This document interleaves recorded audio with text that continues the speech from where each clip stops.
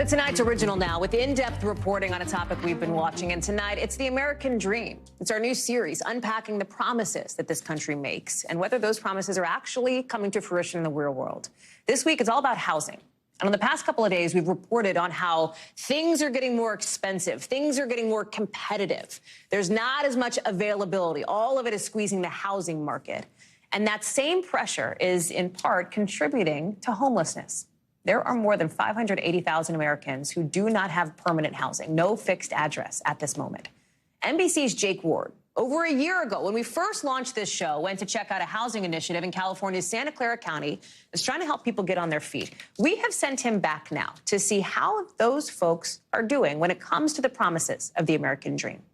Watch.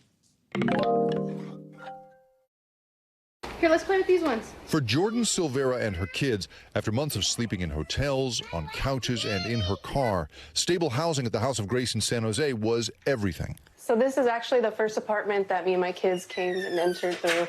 Wow. You walked through this door, yes. and this was your first sort of refuge. Yeah, it was just like, this is where we live. You know, it was very comforting. But for her and more than 500,000 Americans, shelter is not enough. They taught us life skills classes. We had financial literacy offered at the Career Center. Because you need to pick up skills that you just hadn't had the chance to develop before. Yeah, and I hadn't had a bank account since I was like still 19 years old. The risk of becoming homeless in America has gone up for more than a decade, according to the National Alliance to End Homelessness. And the rising price of rent, coupled with inflation pressure, is not helping. Just a $100 increase in median rent was associated with a 9% increase in the estimated homelessness rate, according to a 2020 report by the U.S. Government Accountability Office. And that means this is not just a shelter problem. City Team, which runs this space, is one of several programs just in this county that literally trains people to stabilize their lives after being unhoused. At the height of the pandemic, we spoke with Maria Castaneda and her family living in city-built tiny homes after a period of homelessness. There is a heater which keeps us warm, and there's AC too when it was hot, so it's a good thing.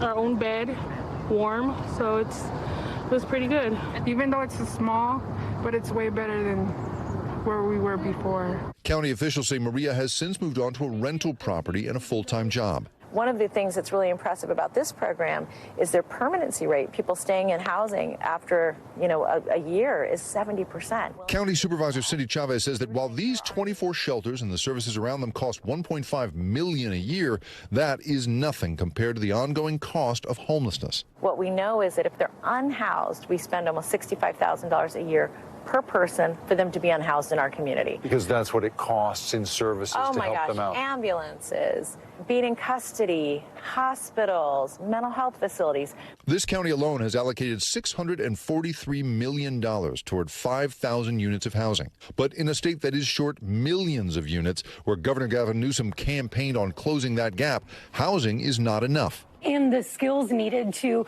survive while you're living in addiction or out on the streets are very different than the skills that are needed to survive while you're working. And as House of Grace renovates this apartment complex to add 50 more units, the physical space has to be designed not just for families. And so we're putting in bathtubs in a lot of the units. But for recovery from the trauma of homelessness. When women come from, domestic violence situations or even living in a shelter, it can actually be really intimidating to be all alone by yourself in a space.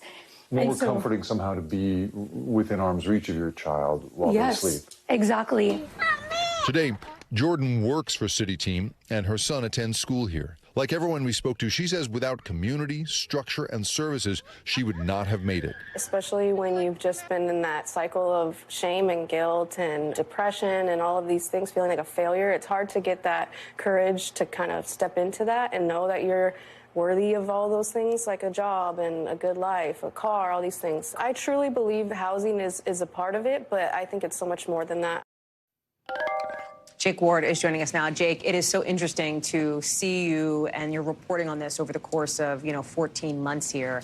And the lesson seems to be housing isn't enough to solve the homelessness crisis. Do you think that's a fair way to put it?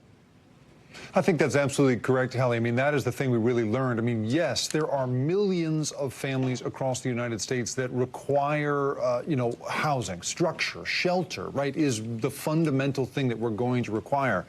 But when you really look into it, the reason that a program like that little village of 24 structures requires $1.5 million of funding every year is because you're literally teaching people how to live in a sheltered way again, how to hold down a job, how to, manage a bank account, how to, in some cases, be a parent after years, perhaps, of dealing with mental illness or with substance abuse. And so the structure around it is really the most important thing in getting somebody from being in this, really awful, brutal survival mode into the kind of mode where you can take care of a family and hold down a job and pay your rent. It isn't going to be a matter of just putting people inside shelter. It really turns out that to solve homelessness in this country, we're going to have to teach people how to get past the trauma of homelessness and how to acquire all the skills that you and I take for granted, Hallie. Thanks for watching our YouTube channel. Follow today's top stories and breaking news by downloading the NBC News app.